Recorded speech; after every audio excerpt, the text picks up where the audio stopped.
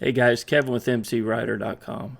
The last couple of episodes of MCrider, we've talked about emergency braking, both in curves and in straight lines. Well, this week I want to talk to you about one of the most important options you can have on your motorcycle to increase your survivability: ABS.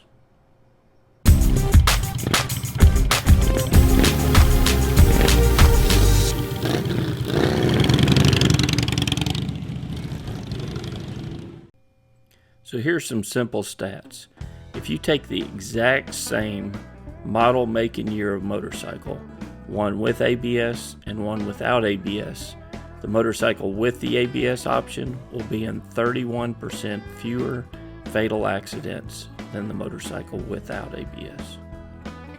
Insurance claims on motorcycles with ABS are filed 20% less often.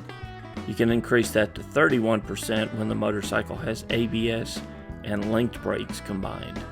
On a test track, both experienced and new motorcyclists with a modern ABS system were able to stop in a shorter distance. That held true for dry pavement as well as wet pavement.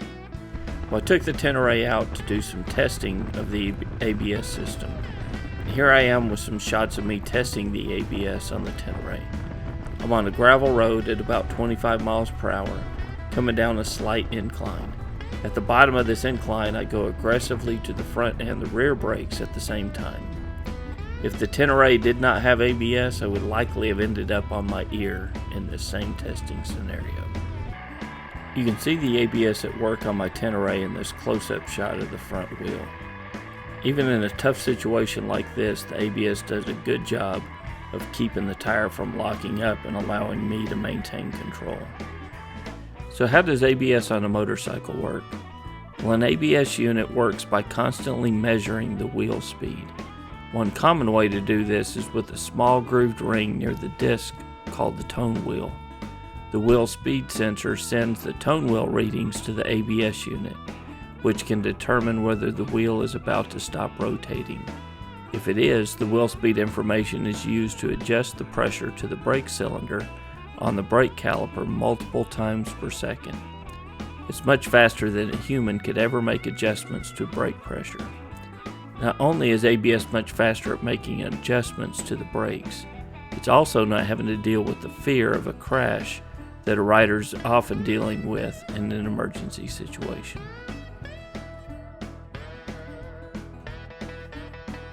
The technique for braking on a motorcycle with ABS is exactly the same as a motorcycle without ABS. You still want to use both brakes in unison with a progressive squeeze on the front brake. You still want the motorcycle to have time for the weight to shift forward, putting more weight on the front tire. If you have any questions about proper braking technique, go back and watch episodes 9 and 10, where we discuss emergency braking in a corner and emergency braking in a straight line. In an emergency, the ABS sits in the background. It only intervenes if a tire begins to lose traction, and it will only intervene until traction is regained. If you go to mcrider.com/ABS, I've got a link on that page that provides information for every motorcycle by manufacturer, model, and year, and you can do research and find out which motorcycles have ABS either as an option or as a standard feature on the motorcycle. You can use that information to help guide your decision in the next motorcycle that you purchase. ABS is not a substitute for good braking technique. You still want to practice on your emergency braking both in corners and in a straight line so that you have that proper technique down. But ABS is a good tool to have in your back pocket should the road conditions ever change suddenly. You find gravel in the middle of an emergency stop, ABS could be there to save your day.